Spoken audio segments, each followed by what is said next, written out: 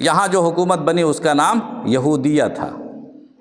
دو حکومتیں تھیں، ایک حضرت سلیمان کے بیٹے کی قیادت میں تھی اور ایک حضرت سلیمان علیہ الصلاۃ والسلام کے خادم اور غلام کی قیادت میں تھی۔ پھر ان دونوں حکومتوں میں کئی سو سال تک جنگیں ہوتی رہی ایک دوسرے کے خلاف، کئی سو سال تک۔ جب یہ لوگ آپس میں جنگ لڑ رہے تھے تو دنیا کی باہر کی طاقتیں دیکھ رہی تھی، مذاق اڑا رہی تھی کہ جس سرزمین سے ساری دنیا پر حکومت کی گئی تھی، جو کہ عالمی طاقت تھی، آج اس میں خود آپس میں انتشار ہے، اس پر قبضہ کرنا چاہیے۔ چنانچہ مختلف باہر کی طاقتوں نے اس پر حملہ کیا، یہاں تک کہ بابل نے بھی حملہ کیا۔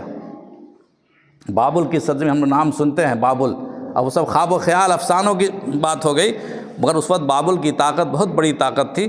بابل کے حکومت نے حملہ کیا اور یہودیوں کو